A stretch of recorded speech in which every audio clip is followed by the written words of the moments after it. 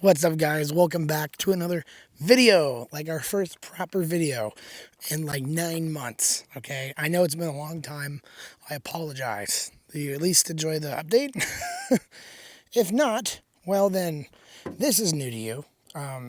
This is my newish, not really new to me, 1992 Mazda Miata. Now, I'm going to go a little bit more in depth in this video real quick before we get into what we are doing later, which is going on track at Portland International Raceway today. It's going to be 100 degrees, so that's not going to be fun. But let me just talk about what is this car, why do I have it, what mods are done to it, and then we will get into the track driving and all that fun stuff. So before this channel even started, about 4 years ago, I owned this car 4 years ago. This was my very first rear-wheel drive car. This was my very first Miata, my very first convertible. It really meant a lot to me. And this was like the most expensive car at the time that I bought with like my own money and everything. I've always bought my own cars with my own money, but this was like, I bought it for $4,500 like 4.5 years ago. Maybe 5 years ago. Maybe I had it around about a year before I ended up selling it. This was the most I ever spent on a car at the time. I absolutely fell in love with this car. It meant everything to me. At the time, I had my white EJ1 that was B18 swapped, but at the time, it still had its D16 Z6 in it.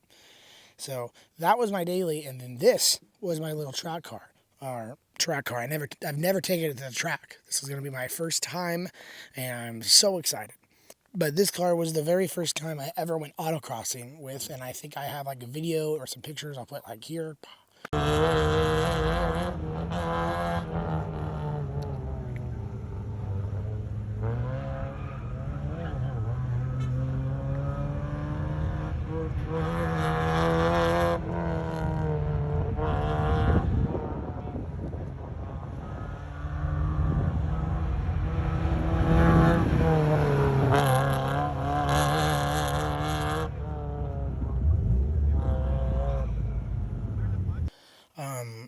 It meant a ton to me, and I absolutely fell in love with this car, and I wanted to boost it. I wanted to put it on track. I wanted to make it a true track car. I wanted to like grow with this car. But as life has a funny thing of doing, we swapped my EJ1 to a GSR swap. It was not a good motor, and I didn't make very much money at all. I was very, very, very broke. Couldn't afford it to keep fixing it, so my daily was not my daily anymore. This became my daily. It has crazy camber in the front. It had 200 tread wear tires. It had like 250 tread wear tires or something with a lot of camber. Really low. A roll bar. Weight reduction. No AC. No power steering. No radio. It just was not a good daily. It was miserable. When my daily had AC, sound system, all that fun stuff. So suddenly the little race car, track car, became the daily, and I just couldn't take it anymore. I felt too attached to my Civic that I ended up selling this instead. And what I bought with it was my 2009 Honda Civic Si. The very, very first video on this channel was about a week after selling this car. So I've talked about this car on the channel before. This car was the car that got away from me. I missed it tremendously. And so about 3 months ago, it popped up on Facebook Marketplace after my silver one blew up. Thanks to me being really stupid, this popped up on Marketplace, and I had to get it, okay? It's been 4 years, and I bought it from the guy I sold it to 4 years ago. He only put a few hundred miles on the car, and it just sat in his driveway for 4 years. That is it. It is the exact same car I had 4 years ago. The only difference is I had cracked windshield now, and it's more faded. It's a little more rougher wear because it was just sitting in the elements. But I got it back. It was tremendous. So what we've done is I brought it home and I took a bunch of parts from my silver Miata, swapped it back over here, and now we have like the ultimate starter kit for a track Miata. Let's get into like what's done to this thing now. So this is a 1992 Mazda Miata, which means it's the NA, meaning it's the first generation, which ran from 1990 or 89 to 1997. And the first few years was a 1.6 liter inline four rather than the 1.8. When it got up to 1994, I believe, is when the 1.8 came out for the NA, and it was always a 1.8 rather than the 1.6. The 1.6 produces 116 crank horsepower and less torque. Okay. The 1.8 produced about 128, I believe. So 1.8 does have a good bump in power and torque, but we are down with the 1.6. Now, this is a 92, meaning all 92s had long nose cranks, meaning we won't have the crank wobble and problems that those have. What up, guy? So no, this engine is not swapped. It is the same OEM motor from 1992. It is no spring chicken. It has 193,000 miles on it. It's been reliable for me. It definitely has some bad oil, some bad valve seals. It doesn't burn, but you could smell it. Like it's burning somewhere, but it doesn't burn away, if you know what I mean. So it's giving me no problems at all, but if it's going to give me problems, it's going to be today. This is going to be the crash test is today. It's going to be 100 degrees, and we're taking it on a racetrack. So if it goes, it's going to go today. And let's knock on some wood that just doesn't happen. It's been extremely reliable for me. Engine mods. Nothing. It still has the stock header, stock intake, stock airbox, because the airbox is extremely good from factory. No reason to go aftermarket unless you're going down into the fender, because it's right by the exhaust. Most people, when they put a filter on, actually have higher intake temperatures. The only things I can really say that are done to the engine is it has a muffler delete and it has a mid pipe on it. So it's louder, of course. I didn't do that. It has a steel braided clutch line to the transmission, has an Exetti slave cylinder. It has AWR, shout out AWR, use my discount code PROJECTRAD at checkout for a discount on AWR, everything on their store. I believe that's still active. It has their motor mounts in here that I had on my silver one. I swapped them over, and it has Koyorad radiator, which does an extremely good job. And then I have .4 Motul brake fluid, if you want to count that. Otherwise, bone stock, blistering 89 wheel horsepower. So, hell yeah, a lot of power under this beast. Wheel setup and suspension setup, it's quite fun. Suspension setup, we're running Teen Flexi coilovers, like the ancient ones. They're pretty damn stiff. It keeps the car pretty damn level, especially for not even having any roll bars. I have the stock ones, the pencil thin roll bars. I have yet to put in a rear roll bar, stiffer one. I would like to, but here we are. So the coilovers do well. Teen Flexis, pretty budget friendly. For best bang for buck. If you don't care about ride quality, it's gonna be rough, but making a truck car, you got to make some compromises. These wheels, love them. They are 15 by 8. Don't know offset, and I don't know the name of them off the top of my head. It's been, 5 years since I said the name of them. I'll put them right here. Oh, there they are. They're really nice. I love them. I think they look extraordinary. Brake setup, we are running EBC slotted rotors on all four corners.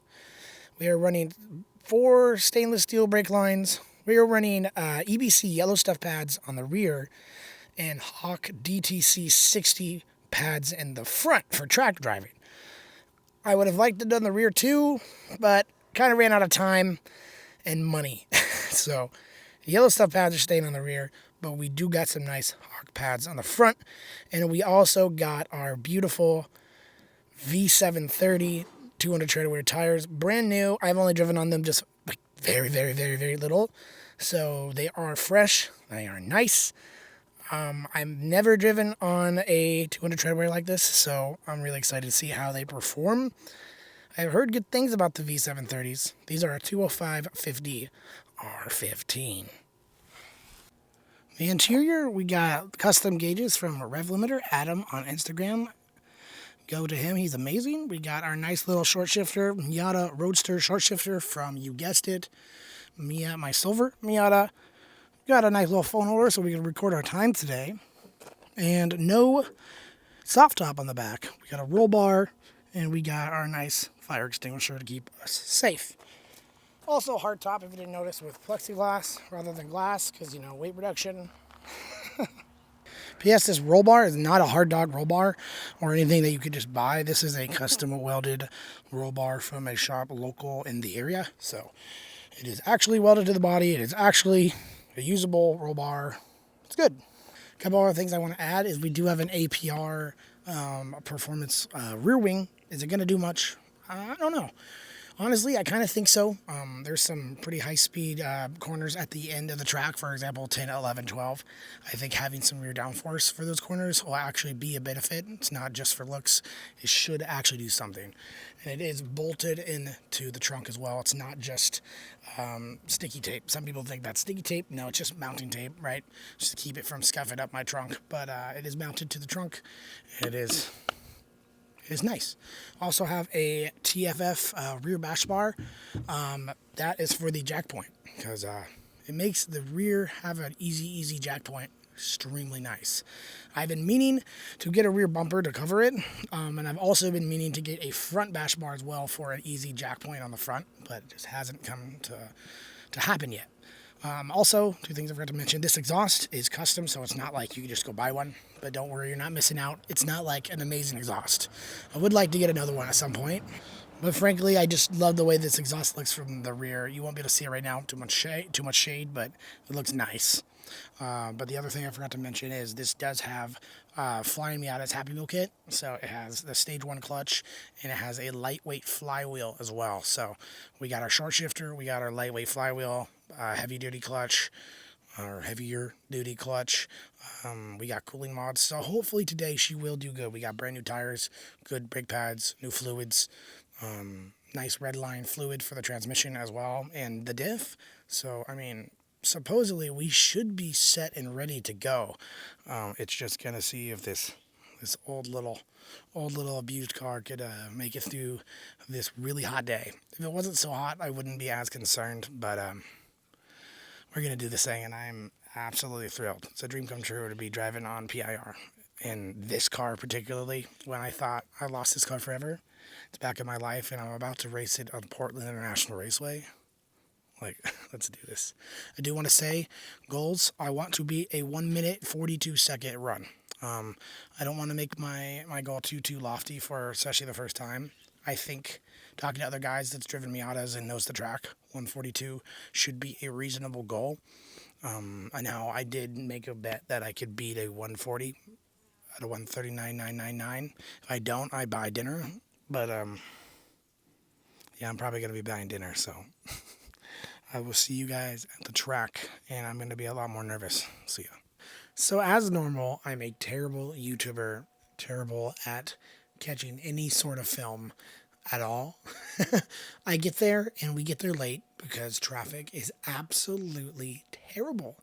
I really should have figured it would be since it was a Friday and it's Portland, but I guess for some reason I thought northbound, that won't be that bad. It really was, so I really should have thought better. So I get there, and it was a lot. It was a lot to take in, and I had to hustle. So really, I got no film in between sessions or anything, so this is what we're going to have to deal with. Do some voiceover over some green screen. I hope it's going to work. I've never done green screen on this channel, so take it in, guys. This is revolutionary to the channel. Look at this. Green screen. Look at that. It's not even green. I'm going to put in the magician's code here. It's not even green. So if this worked, hell yeah. But we get there. It's a lot of cars there. It's really damn hot. I mean, I got super hot on the way there, but we're there. I get checked in. I get the pre-trip done. We're all set to go, and we end up doing a little meeting because I signed up for novice class because as much as my ego was like, nah, you got this, sign up for an intermediate. I don't got intermediate down. I mean, I need to go novice, need to understand what these guys want in particular. So I ended up doing that, and I'm glad I did because I had some little bit different rules or whatever. And it really is about, self-awareness. What's around you. Can you handle what's around you? And a lot faster cars going around you, like Corvettes and M3s with the E93s with the V8s going by you at real high speed, especially me and a Miata. Can I take it? Am I aware enough to stay in my mirrors? Which is a really big deal. If you could be aware, that's really what they're looking for. They don't care if you're slow. I mean, you can't be super slow, but they don't care if you're not like the fastest dude around, like everyone's ego wants to be. It's about self-awareness. So I'm glad I did do that. And after I got checked in, it was about 15 minutes later, we went in for a pace lap. It was about a 15-minute session of pace laps. It was split into two groups, and it was I'd say 50% speed. You're getting another line, you're following the leader, staying about 2 to 5 cars back from the guy in front of you. And honestly, it was really nice. I kind of went in expecting to have a pace lap to be dumb, but I'm really glad we did it, and it was really nice. I'm glad because I really got to know the line just that much more. My computer is up now, so it's working. So I have practiced the Portland track on a set of Corsa, but of course, real life and video games, there's some differences there, you know what I mean? So I'm glad we did that. And then next up is session 1. So the footage you're about to see is going to be session 1. Probably going to butt in and talk about it a little bit, try out this green screen thing. And so you're not just going to be watching footage and you have no idea what the hell's going on. So let's get into that footage now. So here I am in staging of session 1, and I do got to say immediately, if I'm correct, the Accord should be right here ahead of me. This Accord is so flamboyant and out there. He uses street signs and tons of crazy crap, but I've seen him in autocross, so I actually know him. And I know that car can be quick. I also know this. At this point, I'm just taking in stock of all the cars around me. There's a bunch of stuff going on. I'm trying to take in that I'm legitimately about to go on this track right now that I've been watching for 5 years with IndyCar and all that stuff. So it's a lot to take in. And I'm just trying to take in consideration that I'm in the middle and there's a lot of cars around me. You usually don't want to be in the middle. You want to be in the back or in the front, and I'm smack dab in the middle. A lot of cars that are a lot faster behind me, and also to note, the two other guys that I'm with, they both have Miatas. One is an NB with AO52s, which is a really sticky tire, and they've been, I think this is their 4th track day at this track, or 3rd, and then there's an ND Miata directly behind me. It's also their 3rd or 4th track day, and it's just an ND. It's a lot faster, so these guys know what they're doing. I don't know why they're behind me and not in front of me. I really wish it was the other way around. So at this point, I'm pretty nervous, but here goes nothing, I guess.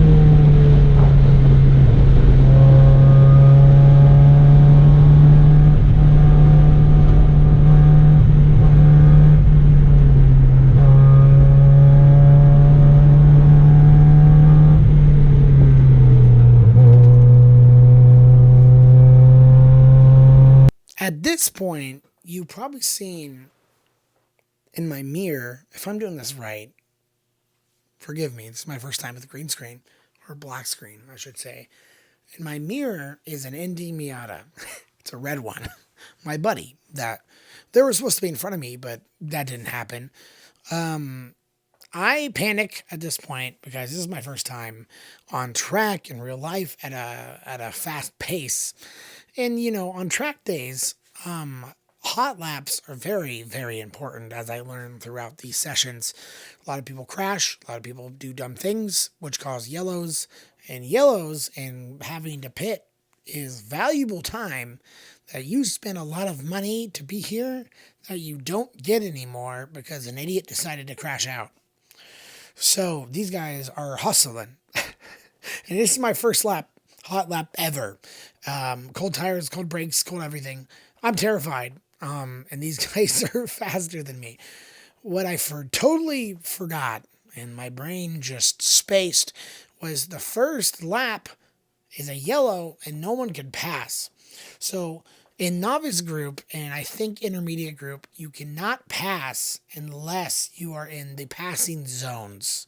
The passing zones are the back straight and the front straight. Those will be pretty obvious. The back straight has a slight curve, but it's a straightaway. You'll see my arm point out. We have to do point outs, which means, when you want someone to pass you, you got to go, boom. You got to point out the window, like, pass me, I'm ready. Totally forgot. So this first lap, I did that, and he did not pass because he was smart and remembered the rules. So I was a dummy. And then the second lap, I finally let him by.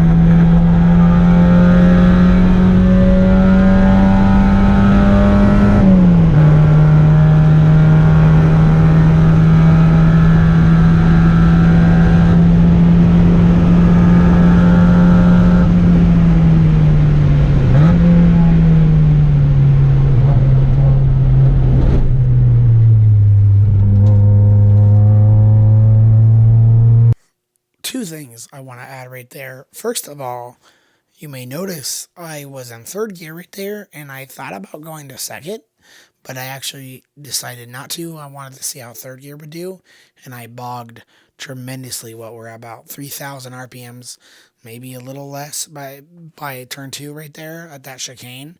Turn 1 is terrifying because you're going on that straightaway at full speed, hard braking, downshift, and then you're directly into that turn and then directly into turn 2. It's a chicane. It's terrifying. The video just truly doesn't get it. It's a lot of G-forces and it's a lot of fun, but damn is it scary. So I tried third gear right there and it just didn't work. And as we'll see throughout the session, we get 3 sessions. I get more confident, and actually third gear is the gear to be in, I believe. But at this moment in time, with my line and just not me being comfortable at all, it's not the way to go. And I also want to say that at this point, my phone is up there because I thought I can get my app to work, but it was not working. So I did not get a timed session through like normal means, but I got it through the GoPro. My best time here was a 1:46.1. Around that time, it's a 1:46 or higher. It might have been a 1:47, but it was about that. Later sessions, I will have an AIM solo too, thanks to my buddy on board with me.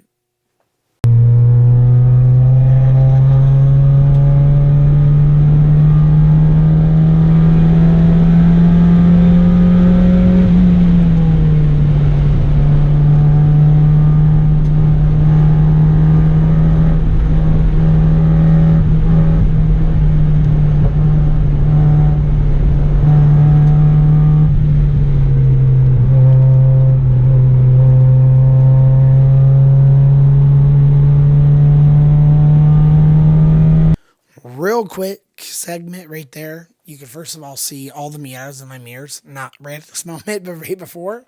But that corner in particular, that was turn 6, I believe. We're coming into turn 7 right now. 6 and 7 is one of the hardest corners on this track with the line, because you could do so many different lines and so many people have different things. But with these low horsepower cars, my line was actually good on the start by hitting that curb or coming close to that curb, but I should have pushed myself out. I actually cut in way too early. So as you see later through the sessions, you will see me coming out way further. That is the correct line. I was cutting myself way too short there.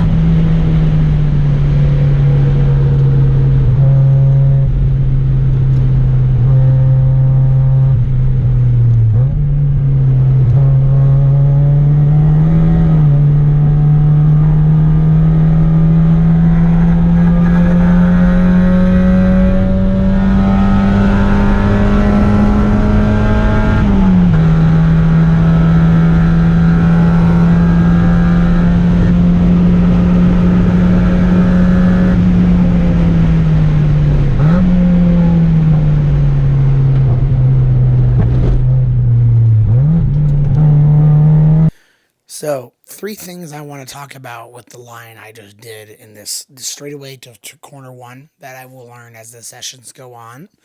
Is first of all, I'm letting off the throttle and putting on the brake way too early. At like the 500 mark, I'm letting off the throttle, and the 400 mark, I'm starting the brakes. I was not confident. Again, this is the second lap, but still at this point,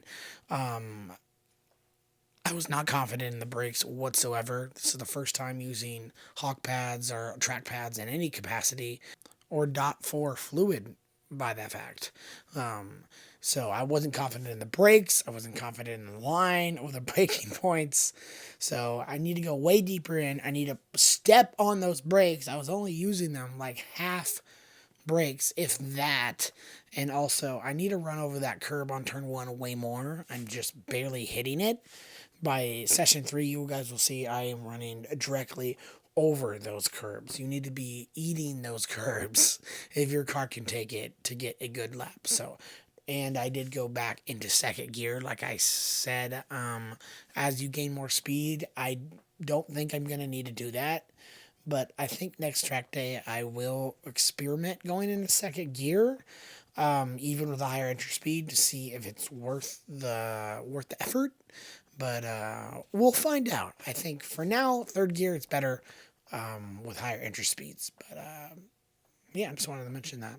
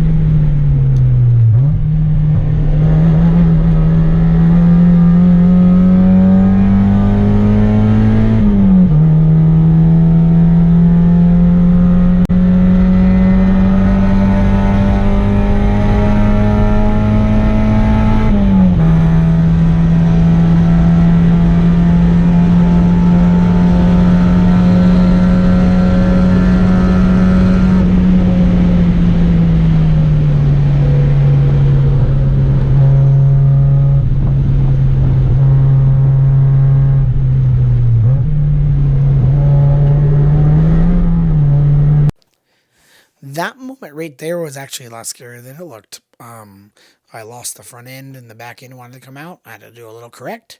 That was my first butt pucker moment. That was a little a little scary.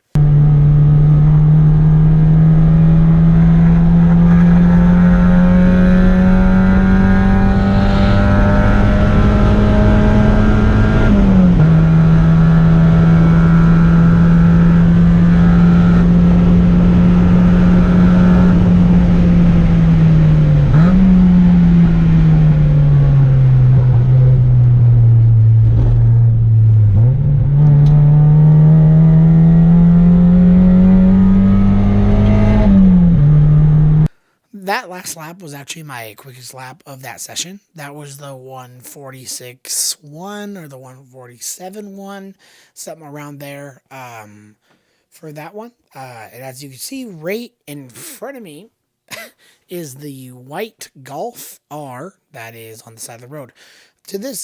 At this point, I still don't even know what happened, but he needed a tow, so the session was done. So that was all we had for session 1. And then we came in, discussed stuff. I realized my tire pressures were way down. I talked to my bud, and that gave me the solo 2 right after this. And then discussed about tire pressures. I was way too high and all that stuff. And then on to session 2. Welcome to session 2. I'm just going to talk for a second, and I'm going to show you my fastest lap of the session, and then we're going to pretty much go straight into session 3, because session 2 was more just getting used to the car more, getting even more used to the track. But 2 things I do want to mention that was a great help for this session was the Solo 2. You'll see it like over here somewhere. Oh, look at that. It's amazing. It tracks my lap times, and it'll flash green when I am like doing better in a section, and it'll flash red when I'm doing worse, and it projects what my lap time will be if I stay at this pace. So it's super, super nice. Thanks, man, for letting me borrow it. It was fantastic. I need to get myself one of them if I'm going to keep doing this.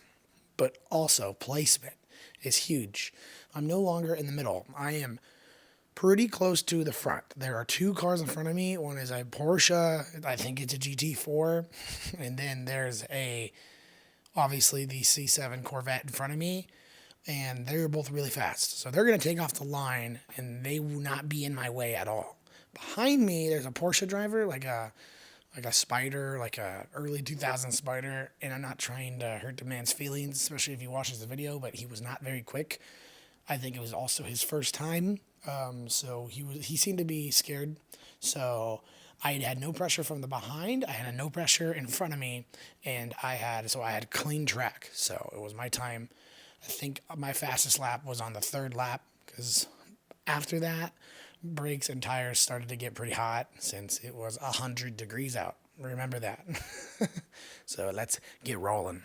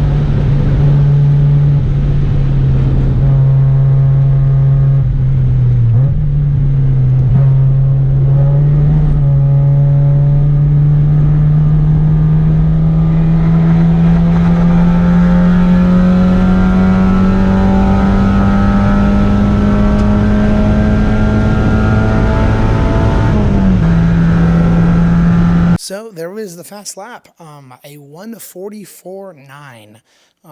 Honestly, I was pretty happy with it. Again, my whole goal of today was to hit a 1:42. It can be a 1:42 anything. I just wanted to hit a 1:42. So we're getting closer, you know. We cut off 2 seconds, or maybe a little over, maybe a little bit less than 2 seconds from our first session, but that's big ground, you know what I mean? Definitely was cleaning up the lines a little bit, especially on that turn 6. I wasn't cutting it in so early, and we did a lot better. I adjusted the tire pressures, helped, but I'm still not going into turn 1 as hard as I would have liked or I would have needed. I really have a lot more braking left in it, and I was not going over those curbs yet. So session 3 is coming up right after this this issue arose.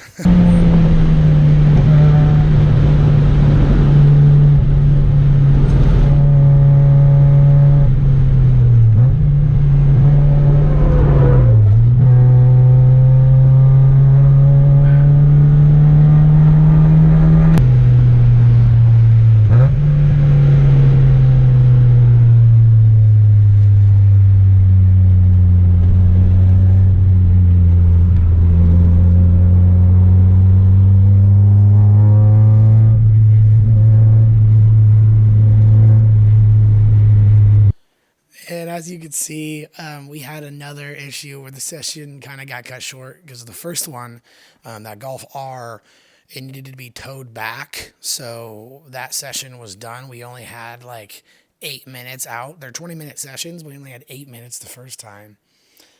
This time, we made it about halfway through, probably 10, 11 minutes in, and then we got black flagged again, meaning someone's, stopped.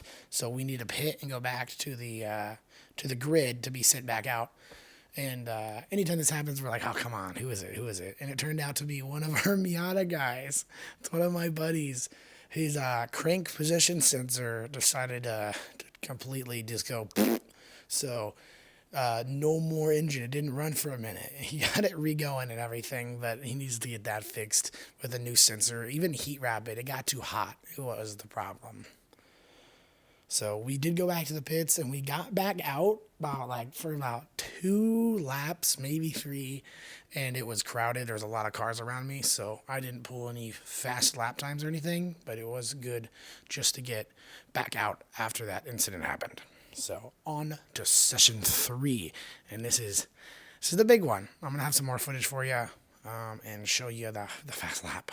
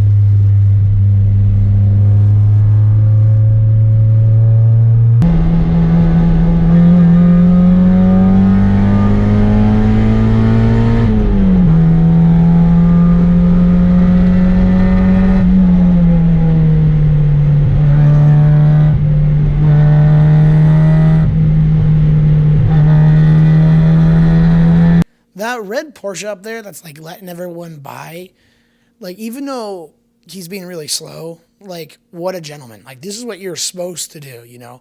He let that entire train behind him, but then he let them all by. Like that's awesome. That is what you are supposed to do.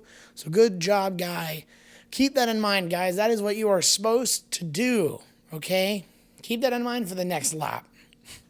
What the red Porsche is doing is what you're supposed to do. It doesn't matter if you have a lot of horsepower and you go fast in the straightaway. No one wants to get stuck behind you in corners. So good job, red Porsche driver. Foreshadowing is what I'm getting at here.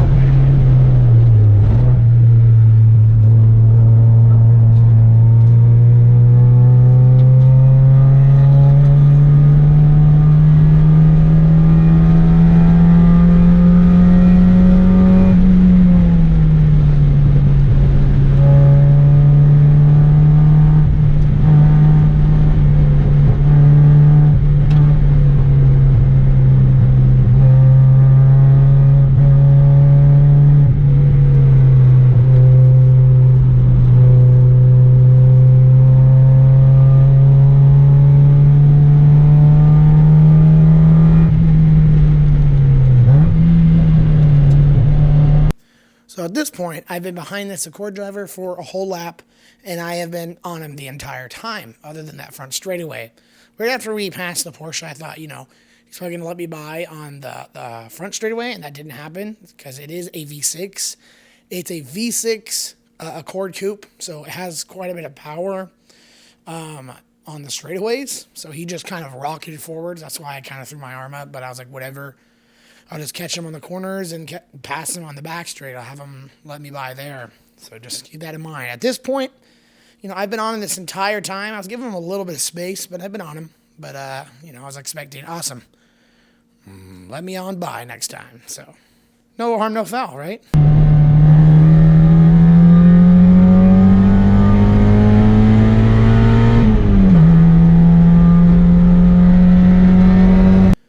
Nope, never mind. Screw me, I guess. And because he's so slow in the corners that we were all having to back off, there was this Mini Cooper behind me that he was quick and obviously made more power than me in the straights because I'm a Miata, a 1.6 Miata, the slowest Miata you can get. So I thought, you know, if you want to battle this guy, you go ahead. So I let him by because I'm just going to pit this lap. I'm not going to deal with this Accord guy. I'm going to try to see if I can get some open track.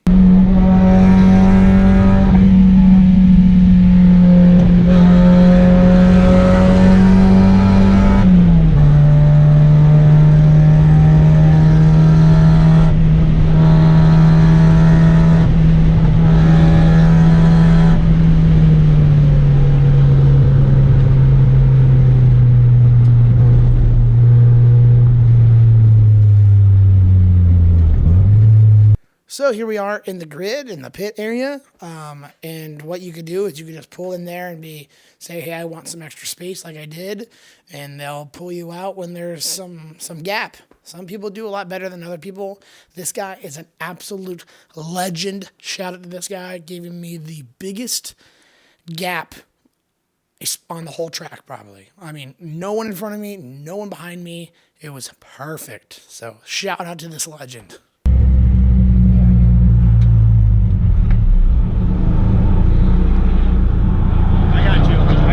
Thank you. See if we can get you a decent gap. Thanks, bud.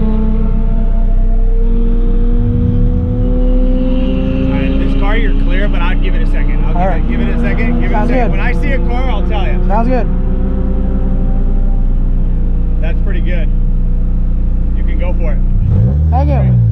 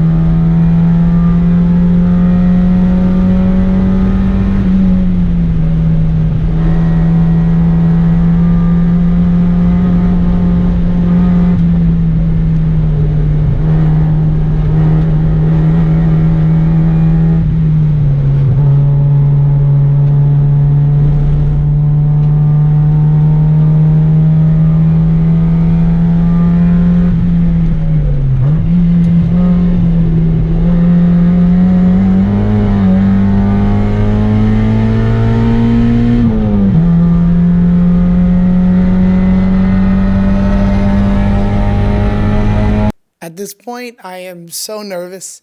We just pulled in our 41.7, and I'm actually in the green on the solo. As you can see off to the right here, you can see it's green, meaning like we're going faster than we did the last lap, and my tires are getting warm.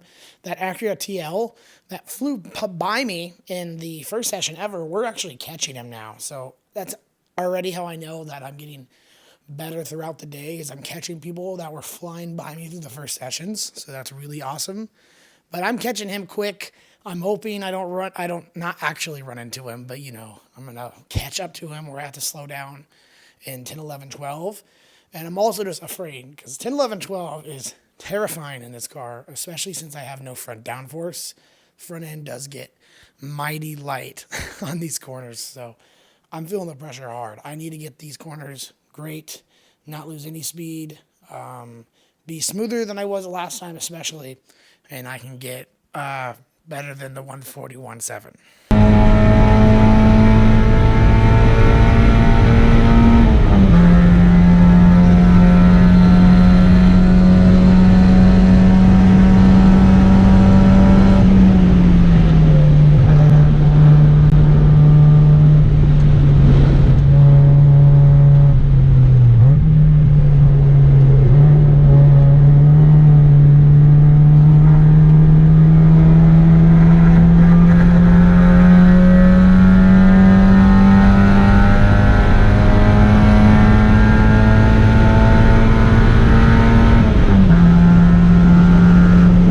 And just like that, guys, we freaking did it, dude.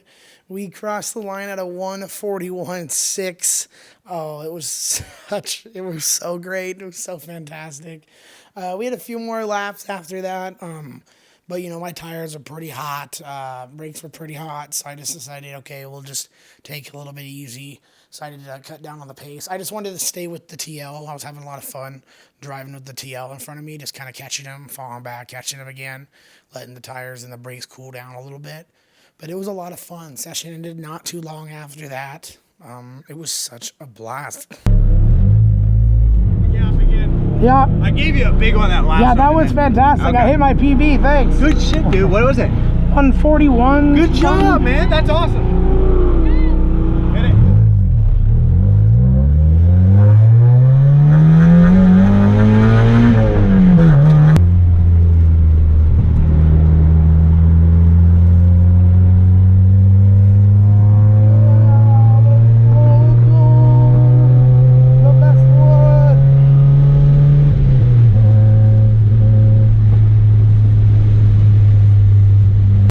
Guys, is my last session. That is my track day, my very first track day ever. I had a similar kind of, I had a track attack day before where it was part of my autocross group, and I raced it in the Fiesta ST. It was a little over a year ago now. We raced on a track there, but it was split up with cones and everything, so you couldn't go like as fast as you really kind of wanted to, but that was still a blast. This is the first time I've ever been out on just a full racetrack, going full speed, and it was in my Miata that I owned back in the day. So dream come true in many aspects. It was so much fun. I want to go back next month. If I can't do next month, then I will do the last track day of the year in October, but I would like to make the one in September as well. But I'm just so excited. To keep going, and I don't want to change the setup of the car too much because I would just want to get seat time and I want to get used to it. But there are two things that needs to change because it just, first of all, it isn't safe and I can go quicker, okay? One is I need a splitter. Since the car has a wing, I have downforce on the rear but not the front, kind of giving it like a more downforce on the rear, kind of raising the front up. And especially at Portland International Raceway, where there's a lot of high-speed sections like 10, 11, 12, or not a lot of high-speed sections, but that high-speed section, that's 10, 11, 12, where I'm entering, when I'm getting up to the corners, I'm going about 96 miles an hour in the Miata. And if I were to have some downforce at the beginning part, I'm probably going to be hitting 100 miles an hour. But since I don't have front downforce, I need to brake quite a bit to make those corners because the front end is just too light. There's not enough pushing me down on the front end to make those corners quicker than what I was. Looking on the footage, I think I was around 70, 75 miles an hour through those corners. So I have to drop quite a bit to get through them. So having downforce on the front would be greatly beneficial in many, many aspects. Second, I need a seat. It's absolutely ridiculous how much I was getting thrown around with those stock NA seats. I've even done the foamectomy to give me just a little bit more support.